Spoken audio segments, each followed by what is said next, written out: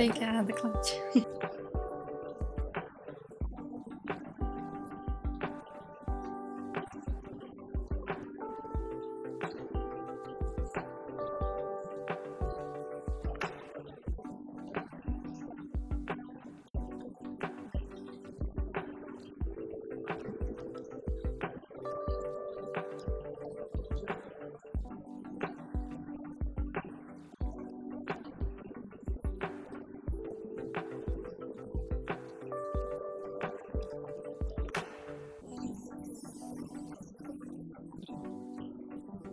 Então, Cláudia, é uma história até um pouco curiosa, porque eu descobri o câncer em 2020. Em 2020 a gente estava passando pela pandemia.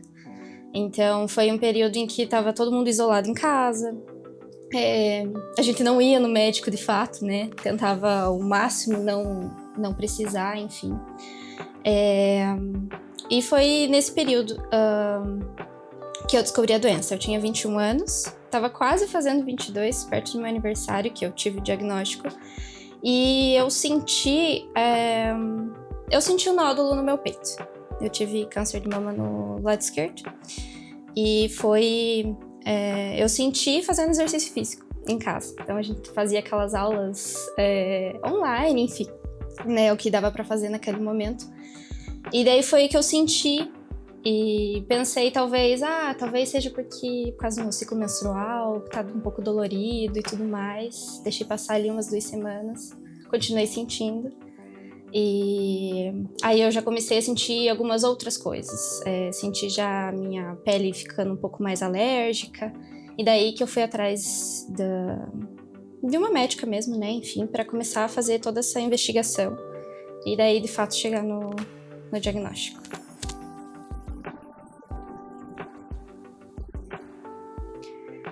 Assim, eu acho que o período... eu tenho que salientar assim, que o meu tratamento ele foi feito de uma forma muito rápida. Eu tive um privilégio muito grande de conseguir fazer... conseguir indicação de médicos muito rápido, de ter um plano de saúde que facilitasse isso ser um pouco mais simples, né? Então, eu fiz a biópsia e 2 dias depois eu tive o resultado. Então, foi muito rápido.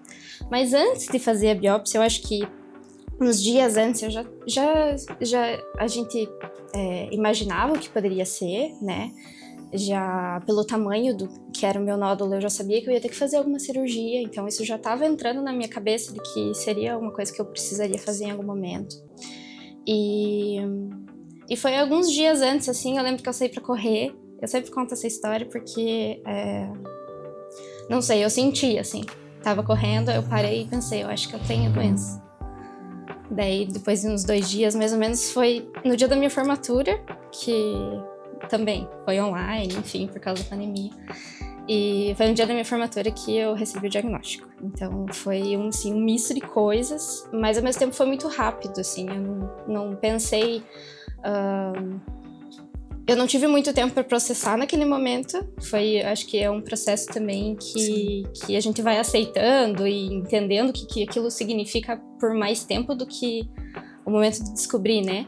Mas o momento que, de fato, um médico disse esse é seu diagnóstico, esse é aqui o que a gente tem agora, foi mais tranquilo do que eu imaginei. Porque eu acho que eu já estava sentindo e considerando aquilo na minha cabeça antes de fato ter o diagnóstico, sabe?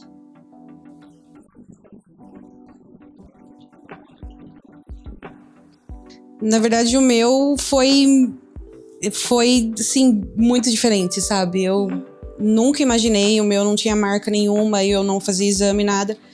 E eu fui na casa de uma mulher, né, uma amiga minha, que hoje ela é muito amiga minha, eu falo que ela é meu anjinho da guarda. E a gente foi num churrasco, numa casa que a gente não conhecia ninguém. Não conhecia ninguém. Aí fomos convidados de um convidado, sabe assim? Conversando com a dona da casa, ela pegou e falou pra mim. Falou, viu, sabia que eu tive câncer de mama? Na hora eu senti um gelo, assim, sabe? Falei, sério? Ela falou, ela contou um pouquinho da história dela e aquilo ficou um alerta na minha cabeça. Passado uns 3 dias depois, eu fui tomar banho e lembrei dela no banho. Aí eu falei assim, caramba, imagina, né, chegar nessa situação de ter um câncer, deve ser muito barra e tal. E eu falei assim, nossa, eu nunca faço exame, e levantei o braço no banheiro. A hora que eu coloquei a mão, o meu também foi esquerdo. A hora que eu coloquei a mão, eu já senti o caroço. Ele tinha quase 5 centímetros. Bem aqui. Aí aquilo, eu gelei no banho. Eu fiquei travada. Eu lembro que, tipo, eu não conseguia me mexer. Né? É uma sensação, assim, que você fala assim... Meu Deus do céu, tem alguma coisa aqui. Não é aquilo, não pode ser aquilo. Não é. Começa a dar um desespero. Quanto tempo que você descobriu atrás? Faz um ano. Foi o ano passado, o meu. E aí eu já saí correndo do banho, já liguei pro meu marido, falei assim, Rafa, tem alguma coisa no meu peito. Aí já marcamos o médico rápido. O meu também foi tudo assim muito rápido. Aí eu fui no médico, no ginecologista, ele falou, olha, realmente tem alguma coisa, você já tá com 40 anos, vamos pedir, né, os exames, tudo. Aí eu fiz a mamografia, aí fiz a ultrassom. Na ultrassom ele já começou a ficar meio na dúvida sobre o que era. E aí quando saiu o diagnóstico, eu tava em casa sozinha, né? Aí eu peguei o resultado pela internet e eu lembro que eu ajoelhei assim no chão quando eu vi câncer maligno e eu chorei muito, assim. Eu entrei, assim, em desespero. Pra mim, aquele momento é como se alguém tivesse falado pra mim, você vai morrer, né? Você tá... A partir de hoje, você tá marcada, você vai morrer. E eu liguei pra ele, né? Liguei pro meu marido e ele foi em casa rapidinho, sabe? Me abraçou, tudo. E aí você começa a viver as etapas. Então tem a descoberta, aí vai pra primeira consulta oncológica, aí começa a viver etapas, né? Eu falo que o meu 2023 foi um 2023 de etapas.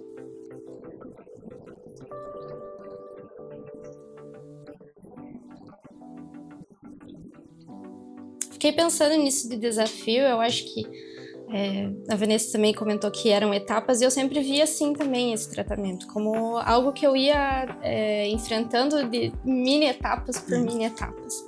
Porque a gente não sabe o que tudo a gente vai precisar, ou o que tudo vai acontecer, como o nosso corpo vai reagir. Então, apesar de existirem os tratamentos, a gente nunca sabe qual vai ser de fato o resultado, como a gente vai se sentir, enfim. Então eu sempre foquei muito nisso, assim, eu preciso fazer uma etapa primeiro. Daí depois dessa etapa eu terminei essa, agora o que a gente vai fazer agora?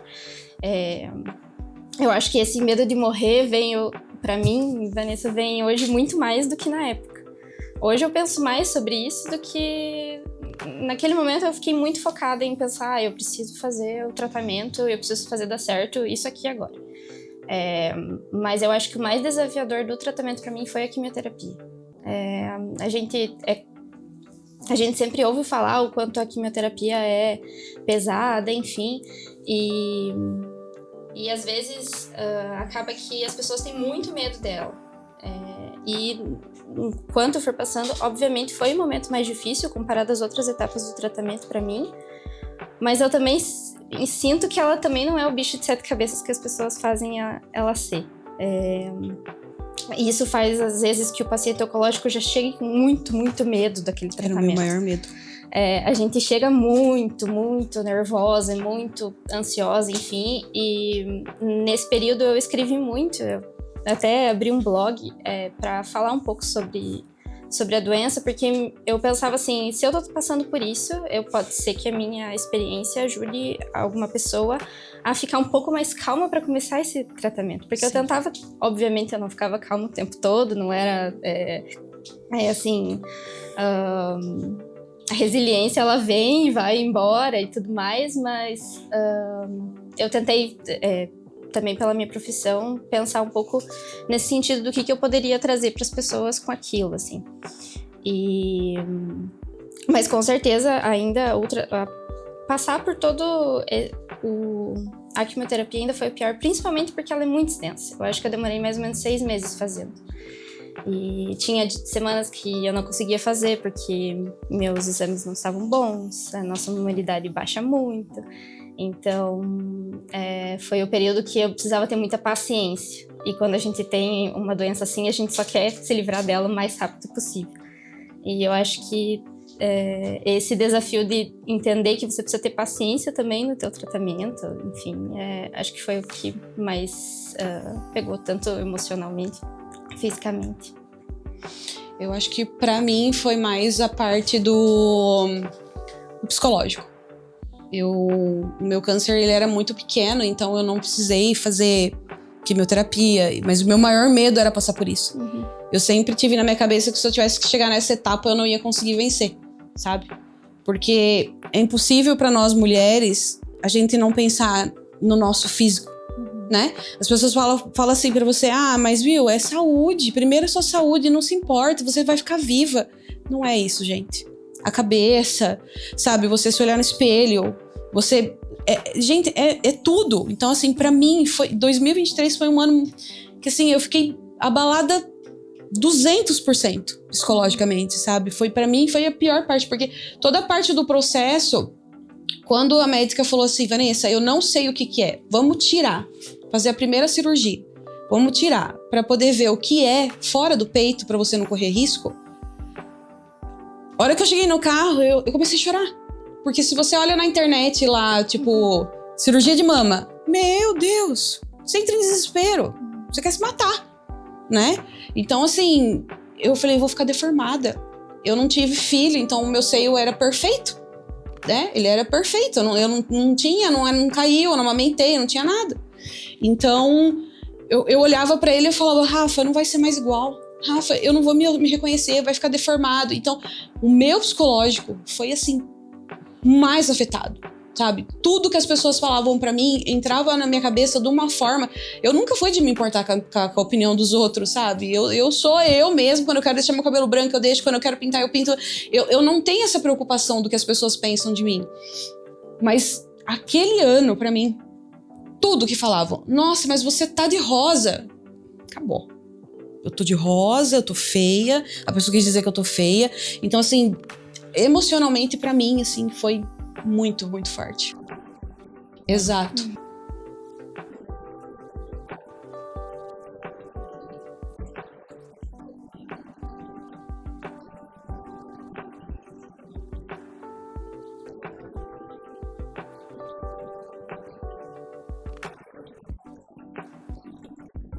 Exato. É o que a gente tava comentando um pouquinho aqui antes, que quando você fala assim, olha, eu tô com câncer, fica tranquila, vai dar tudo certo. Né? Deus desceu e falou pra pessoa, né? Não se preocupa, você tá passando por isso? Não é nada, viu? Eu acho que pra mim, quando a pessoa... Se alguém chegar em você e falar assim, ó, eu tô com câncer, só abraça a pessoa, não fala nada. Nem abraça...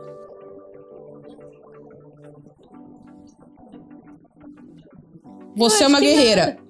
Não fala que a gente é guerreira, a gente não quer ser guerreira. A gente não queria estar passando por isso. Sim. O que mais? Eu acho, assim, que basicamente tudo que vier na tua cabeça, não Fica fala. Fica Porque quieto. não tem Cabelo o que... cresce. Não tem o que vá suprir essa necessidade. É muito... Quando a gente perde alguém, é a mesma coisa. Não tem o que a gente vá falar pra suprir a dor da pessoa naquele momento. Acho que Então, só um abraço já. Claro, um contato tá apoiando a pessoa, dizer, se precisar de qualquer coisa, eu tô aqui. E de fato estar, porque não é fácil também estar perto de alguém que vai fazer um tratamento. Então, eu acho que é mais, nesse momento, é muito mais você se fazer presente. E se você não consegue, não se faça presente. Porque isso também é importante, né?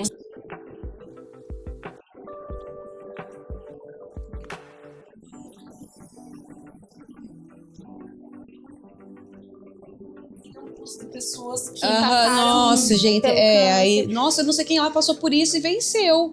Ou não. Ou ainda fala de alguém que não morreu. venceu. Que infelizmente, né, aconteceu várias coisas e tudo mais. É verdade. Então acaba que, às vezes a gente... Ou que voltou, né? Tirou um, mas voltou no outro, menina. Exato. Ai, meu Deus, voltou no outro. Sim. Aí você fica assim, eu tirei só um. Meu Deus do E céu, será agora? que eu já tô no outro? Sim, a gente fica paranoico. Acho que qualquer... eu tive muito isso, assim. Achava que qualquer dorzinha no pé que eu tinha já era alguma coisa muito importante.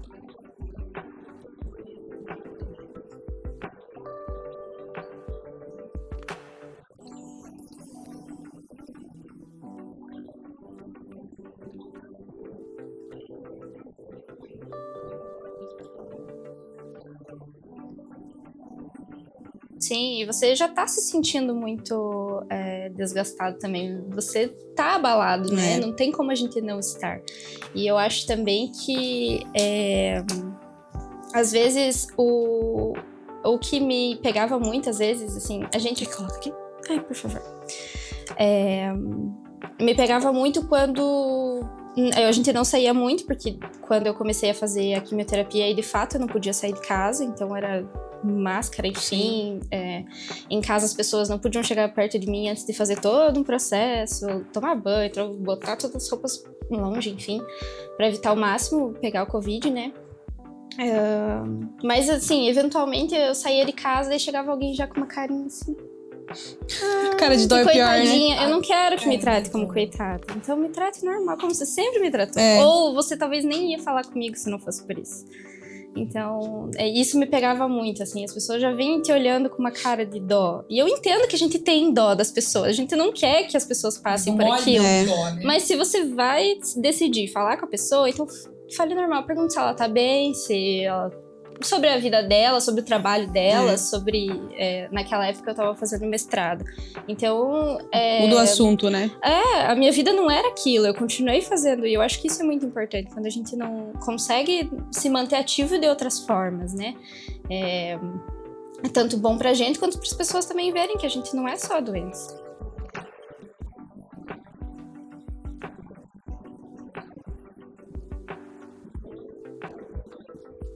Olha pra mim. Uhum.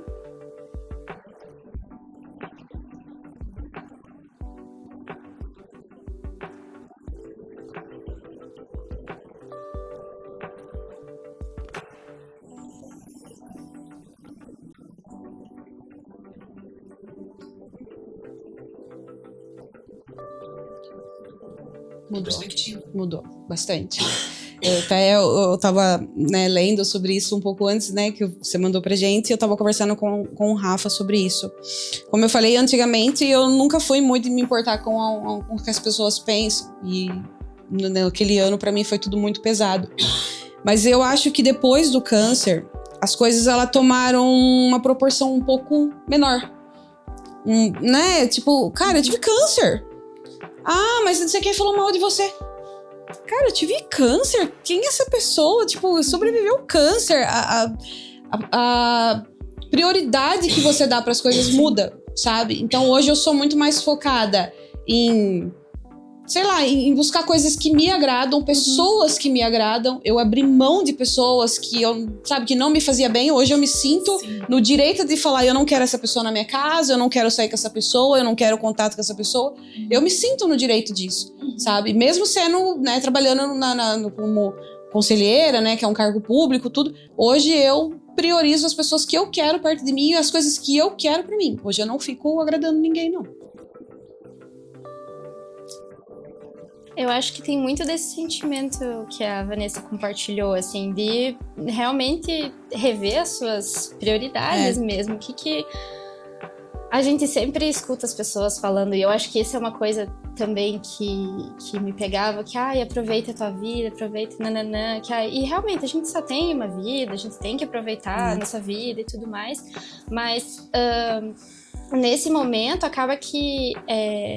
naquele momento você já fica pensando, meu Deus, será que é meus últimos momentos mesmo? Será que eu preciso aproveitar? Mas depois, quando passa, você percebe que, de fato, você precisa fazer as coisas que te fazem bem mesmo, assim. Então, eu acho que essa mudança de prioridade é extrema, assim, de ver problemas que em algum momento você poderia até... Eu achava, às vezes, que era gigantesco. Hoje eu vejo, não, isso aqui não é gigantesco.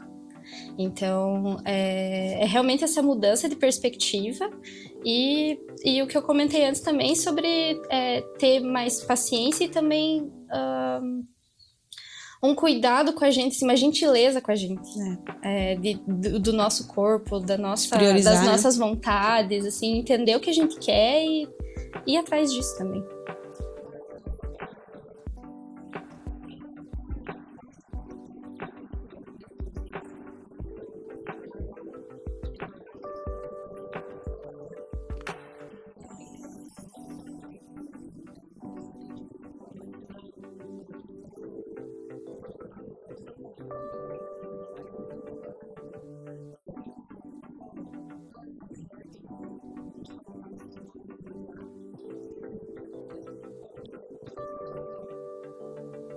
Pode começar. Pode ser?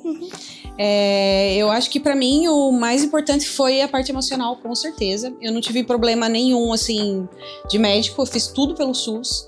Eu acabei fazendo a minha cirurgia particular porque no SUS você só tem direito a um silicone, né? Quando tira o peito. Então eu optei em fazer particular para fazer já o silicone dos 2 peitos. Então, pra mim, assim, foi tudo, todos os exames, tudo eu fiz pelo SUS. Só a cirurgia que eu fiz particular por opção. E pra mim, assim, eu sempre, né, tive o Rafa do meu lado. Então, assim, a gente é só eu e ele. E faz 17 anos que a gente tá junto e a gente é parceiro. Tem a Ju. Oi? Tem a Ju. A Júlia e o Costela. Tem a Julinha e o Costela. Mas a Juju, quando eu descobri, ainda não tinha ela. Eu tinha acabado de perder um cachorrinho também pro câncer. Que foi o meu primeiro filhotinho. E então eu e o Rafa, a gente já sempre, assim, foi muito parceiro. Mas a minha mãe, ela foi, assim, extremamente importante pra mim nessa fase. Ela largou tudo. Ela largou meu padrasto, meu vô que ela cuidava, passou por uma irmã que também ajudou ela a ficar com o vô. E ela veio, largou tudo e ela veio, ela cuidou, assim, de mim. Eu, sei lá, eu acho que eu nunca tive a minha mãe, porque eu sou a segunda filha. Então ela já tinha outra. Então era eu e a minha irmã, sempre dividi com a minha irmã. Eu nunca tive a minha mãe só pra mim, assim. Então, assim, eu amei mesmo. Aproveitei dela, assim, sabe? E a minha cirurgia, a segunda cirurgia, né, que foi da retirada, foi muito dolorida. Foi uma das piores coisas que eu já passei em toda a minha vida. Eu acho que se a minha mãe não tivesse... Se ela não tivesse do meu lado ali, sabe? Eu não teria conseguido. Ela foi a minha estrutura mesmo, sabe? Porque era diferente pro Rafa, sabe? Você pegar a sua mulher, que você via toda bonitinha, machucada, e de repente o peito todo diferente, sabe? Eu fiquei muito ruim, muito ruim. Eu tinha dias assim que eu me olhava no espelho e não me reconhecia. E eu caía no chão, chorava e minha mãe vinha por cima de mim. E, sabe, aquela proteção? Então, assim, a minha mãe, eu falo que ela... Como é o nome dela? Maria Zamaro. Maria Zamaro. Ela foi... Um beijo pra dona Maria Zamaro. Mãe, amo você. Obrigada por tudo. Porque, assim, ela foi... Cara, foi tudo que eu precisava mesmo, sabe? Ela... Eu não tenho palavras pra dizer. Ela foi minha mãe. É mãe, né? Ela foi minha mãe. Ela cuidou de mim, ela fazia curativo. E eu percebia que aquilo doía nela. Eu via ela sentindo a minha dor, sabe? Eu fui pro centro cirúrgico, a médica falou assim, a cirurgia dela é 2h30, 3 horas no máximo. Durou 7 horas.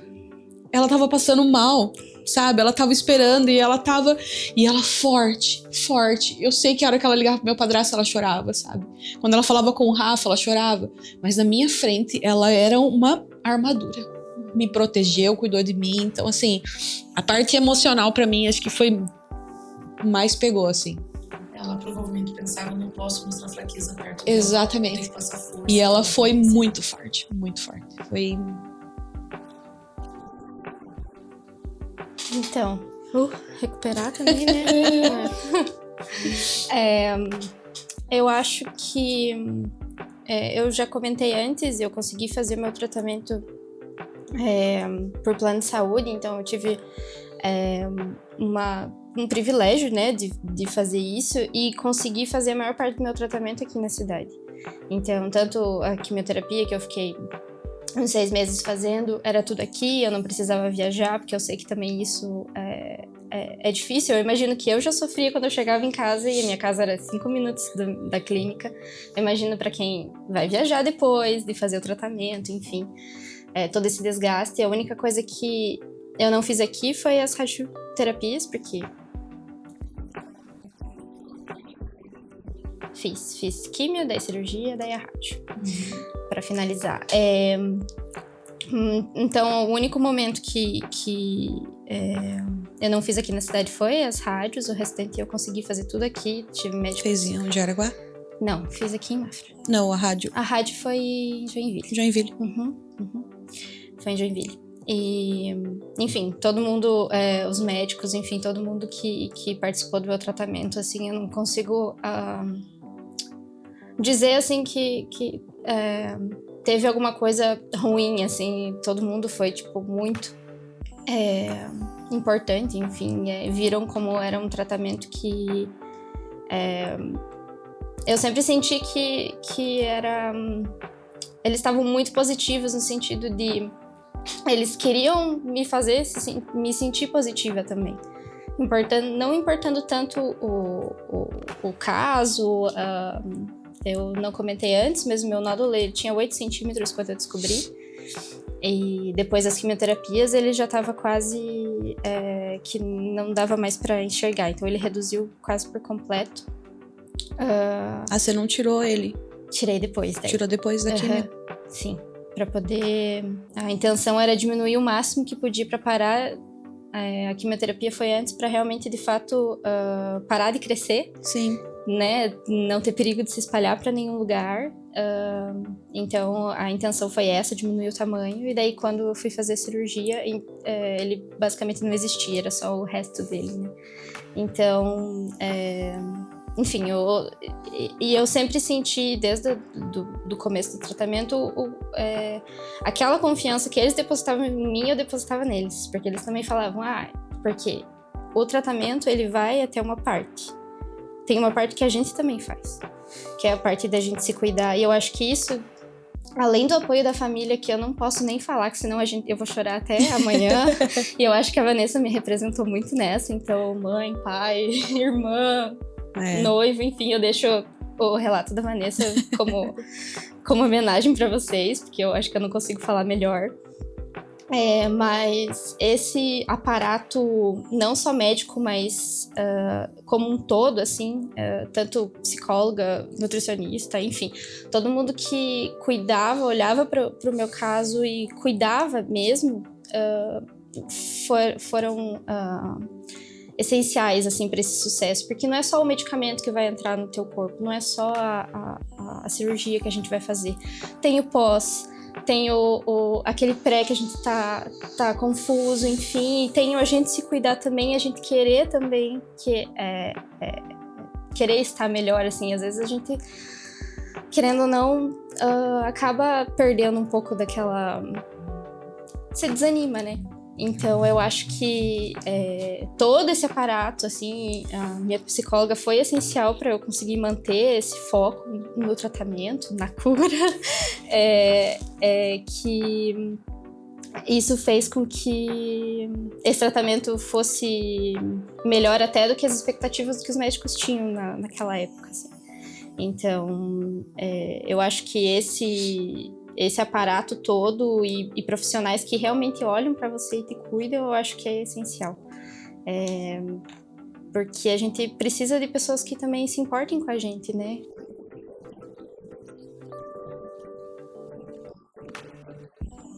Sim.